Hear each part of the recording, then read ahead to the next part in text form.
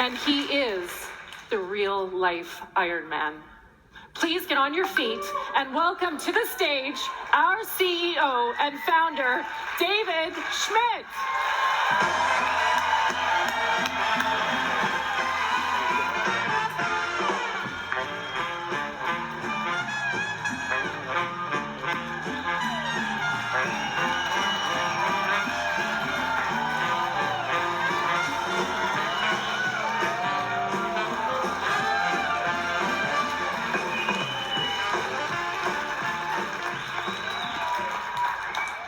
Thank you very much. Thank you so much. Great to be here with all of you. You know, when we were planning this event and we were talking about the opening, and Lori said to me, you know, I'd really like to do something special. How about if we, you know, start things off and we have someone do pirouettes and, you know, do a ballerina act. And I thought she was referring to me because she wanted me to speak first. And I said, you know, Lori, I've never been a ballerina before, but if you would like me to practice, I think I have enough time. Maybe I could learn how to do that. And she said, no, that's not exactly what I had in mind. So fortunately, we had Ariana, and she was spectacular. Maybe another round of applause for her. And have you seen her testimonial, by the way? It's awesome. It's awesome. Well, this morning, we're going to start things off, and I want to share with you some of the behind-the-scene things that occur in the lab. And I want to show you what our vision for the future is, the direction that the company is taking over the next year, 3 years, 5 years, and even 10 years into the future. So you're going to get a peek inside the Lifewave labs today.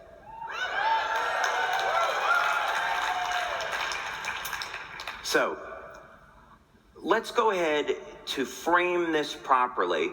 I want to take a few minutes and look back at where we started. It's really good to have some perspective as to where we started, where we've been. I know that a lot of you are new. You've only been in Lifewave maybe a few weeks, a few months.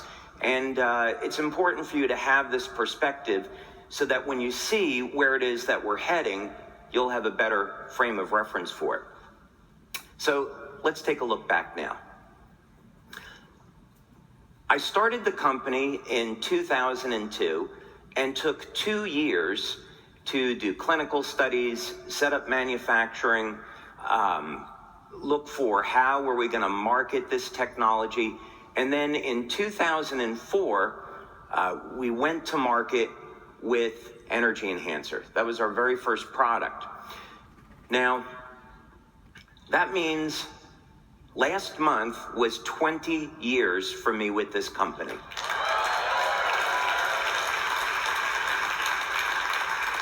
So, you know, sometimes when we're getting leaders, new leaders that are coming in, there's like, well, how do I know, you know, you're not going to sell the business and, you know, you're going to be a long-term opportunity. This is my life. This is who I am. And I want to be doing this 20, 30, 40, 50 years from now. But we got to reverse aging to do that, right? You know, so that's the whole point. But we had a phenomenal start to the business with Energy Enhancer. And then we began to introduce some new products. And this was all about improving lifestyle. So let's give people a natural way to improve their energy, relieve their pain, and have them get a better night's sleep. That was all the initial few years with the company. Then, as I began to work with the technology and develop new things, I found out one of the really cool things that you could do is cause the body, signal it with light, to cause the synthesis of peptides. Now, this is incredibly important because it means it opens up potentially thousands of different applications for the patch technology. But we started with things that were very simple peptides. Glutathione is a tripeptide, carnosine is a dipeptide, Eon elevates a peptide in the liver, that produces a relaxation response in the nervous system. So now we had moved into the generation of our company where it was all about anti-aging. So we know that lifespan is correlated to your glutathione levels for very good reasons. Carnosine, this is maybe one of the most underrated nutrients out there. We showed in our clinical studies that carnosine would improve cognitive function, improve strength and stamina, it supports the health of the heart, and in separate studies, carnosine has been shown to protect the telomeres. So in studies that are done with mammals, with mice and rats, you get a 30 to 40% increase in lifespan. And in those rodent studies, the animals never age until the very end of their life. So we have a very practical example going back to research in the early 2000s of how supplementing with a simple nutrient can have an enormous impact on quality of life and also extend life. So that was how we got into anti-aging. Of course, there was a 10-year period where we were doing a tremendous amount of research. We generated 80 patents now in the field of stem cells and regeneration. These patents are all over the world.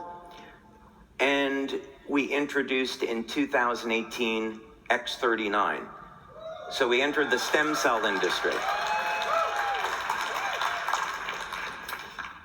So this is very important, right? Because being able to have technology that will support faster healing is a very, very important part of age reversal, meaning we don't want to end up in a situation 20 years from now where somebody gets into an accident and they have severe injuries and they can't recover, right? So it's not going to do any good to have technology that keeps us young for a very long period of time if we don't have technology that helps us heal faster, right? So this is a very, very important part of that overall picture. And the other thing about X39, probably the most important part, for the sake of marketing, we're focusing on stem cell activity. But actually, the power of copper peptide is that it resets about 1/3 of the human genome to a younger, healthier state. There was research that was done at Harvard, and we have a video actually that we're going to play on this later, where they took thousands of peptides and they screened them for anti-aging effects, and GHKCU was right at the top in terms of one of the most powerful molecules for being able to have a healthy effect on gene expression. So actually, when we were getting into the stem cell industry, this was our first step into age reversal. So this is why you see some of these testimonials that people use the product for a few months and they look much, much younger. It's because physically their gene expression, their epigenetics are changing, being flipped to a more youthful state. This is making the stem cells more active, and this is what can mobilize these stem cells and increase the number of stem cells in the body, supporting healing. So that's what it looked like back then. Where do we go from here? And what type of technology are we developing in our lab to make age reversal a reality? Now, an important part of this, so we have a frame of reference, is that age reversal is something that is definitely mainstream today. If we went back 20 years, age reversal was still in the realm of science fiction, right? Mainstream scientists thought, well, we're born, we age, we die, and that's a one-way street, and there's really nothing we can do about that. And interestingly, scientists did not discuss things like parabiosis, meaning if you take the blood from someone that's young and you give it to someone older, that older person starts to experience some of the things that we see in someone younger.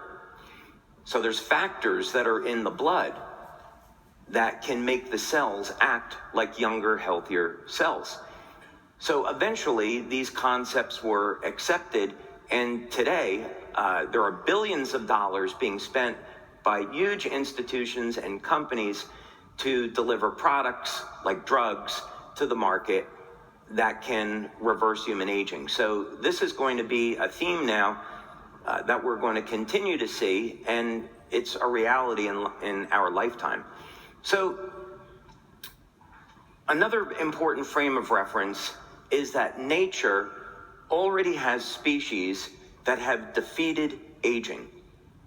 And this is so important because it means that we don't have to violate the laws of nature.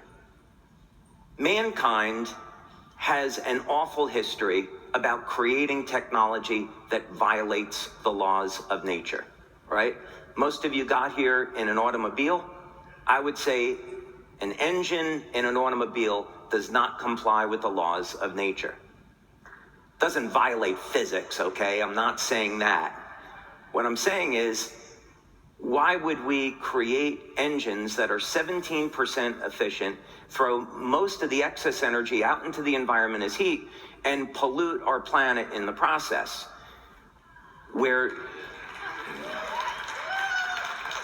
I'll have more on that later. Just as a thought. And, even worse, we're taking carbon that's in the ground and we're putting it into the atmosphere. That's a pretty bad idea. When nature does things, it does things incredibly efficient and also in harmony with the planet.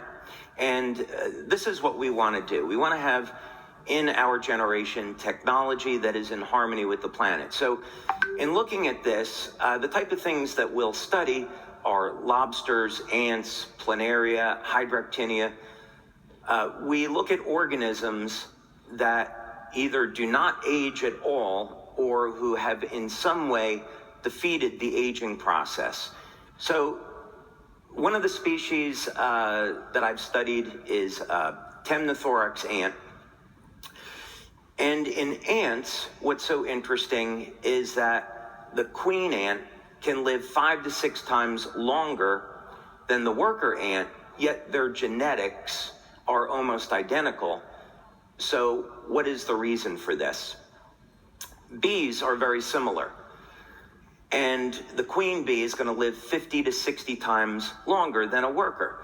So we should be able to determine what those differences are, since they're very, very minor, and we should be able to implement that with human beings. So, imagine if we did moderately well and we could extend human life 5 to 6 times. I think most of us would be pretty happy with a lifespan of 500 or 600 years, right? And not aging in the process.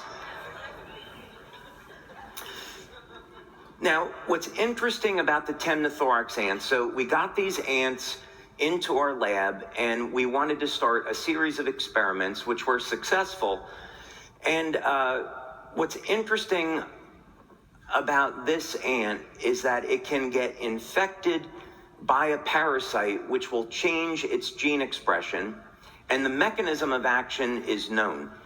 The parasite will, in order to survive, will upregulate mitochondrial function in the ant, and this flips the gene expression in the ant so it doesn't age. So here we have a very good model that supports the idea that if we enhance the function of the mitochondria, we can extend human life. That's at least the hope, right? And it's not anything trivial. We're talking about not 20 or 30% improvement, but 5 to 6 time increase in lifespan. So the big question is, could it work in human beings? Do we have any other examples that we could look at to say, yeah, this might be possible? Well, of course, first example that we'll use, and a man that I think should win a Nobel Prize, is Dr. Lauren Picard.